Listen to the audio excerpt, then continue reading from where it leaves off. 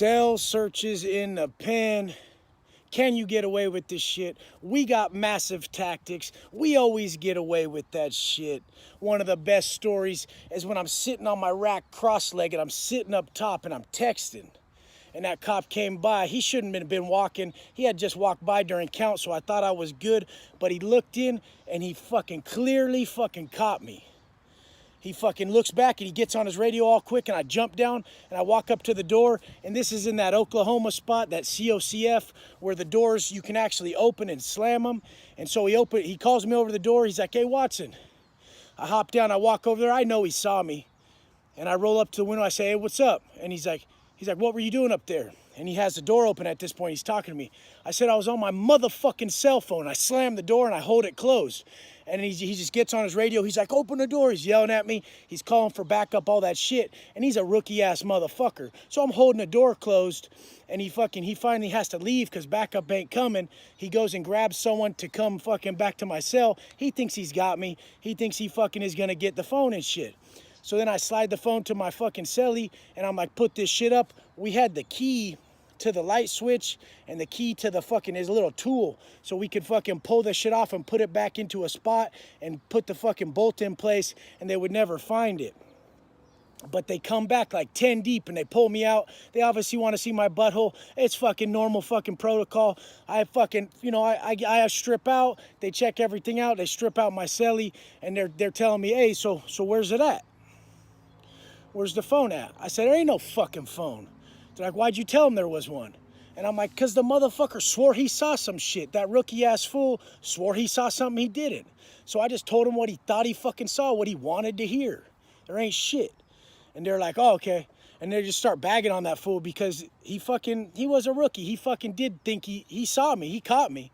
But I played that shit off and got out of it. But we are the masters of hiding shit and getting away with shit because we got 24 hours a day to figure that shit out.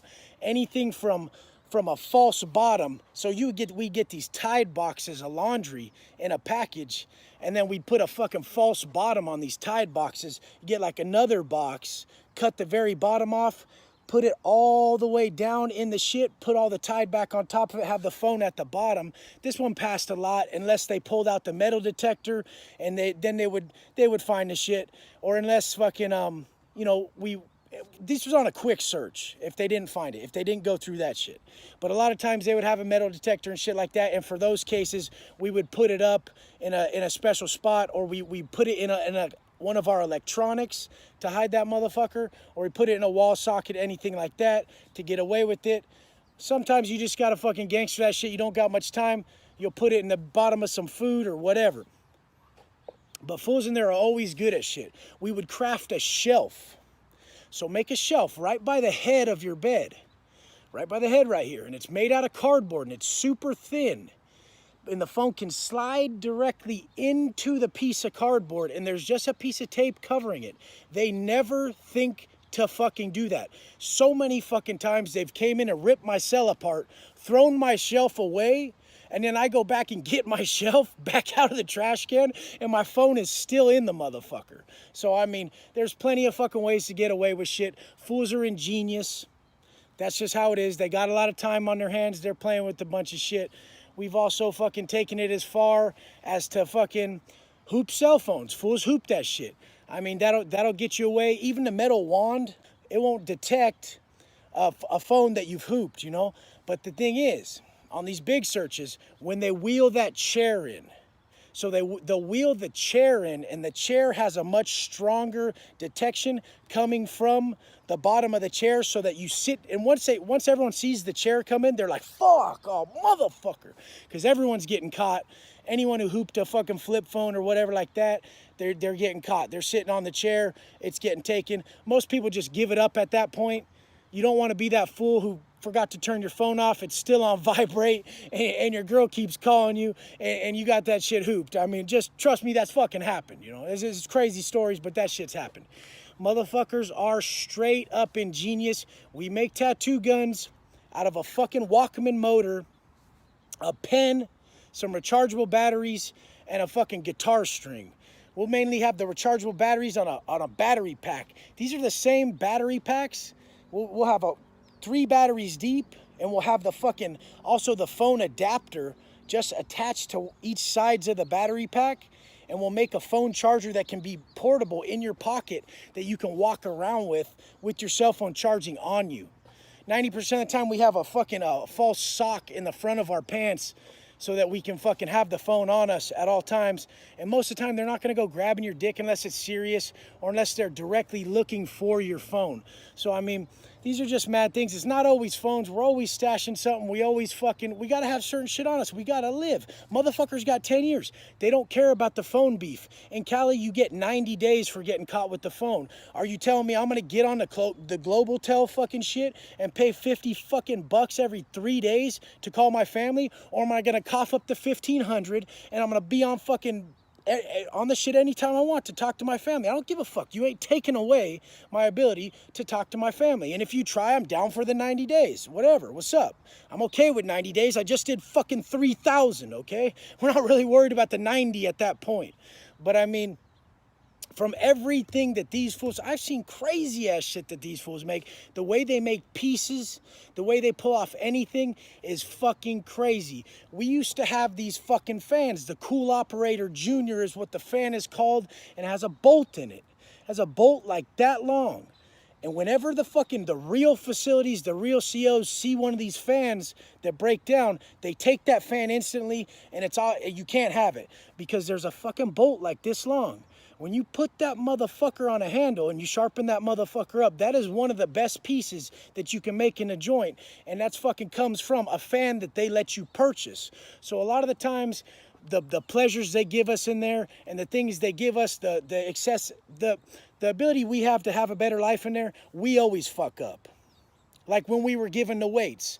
Some dipshit had to go fucking hit someone with the motherfucking weights. Like, fuck that motherfucker who did that, because that's what got the weights taken away. We always get our own shit taken away. It's never the facility. We fuck it up. I'm pretty sure conjugal visits could be every weekend. If every dipshit dope fiend didn't make their chick bring in dope, we'd probably have a lot easier time seeing our families. But these are convicts. You can't rule the system. You'll never change it. That's how it is. Seen motherfuckers, some facilities are known to take away straight up chicken on the bone because a motherfucker has been known to make a piece out of a chicken bone.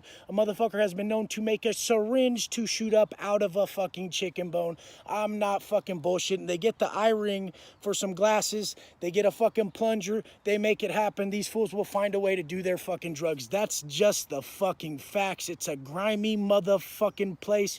And these fools are smart. I wish they were just only smart enough to put this shit towards good shit and they would fucking kill it. Most of the massive tattoo artists that I see kill it come from the pen. It's because they're flow state masters. They sat down in a state of flow state for years and they were able to master their fucking tactics of slanging prison ink. Now, prison ink is fucking one of the other things that people don't understand how it's made, and we'll make the ink by burning any sort of plastic.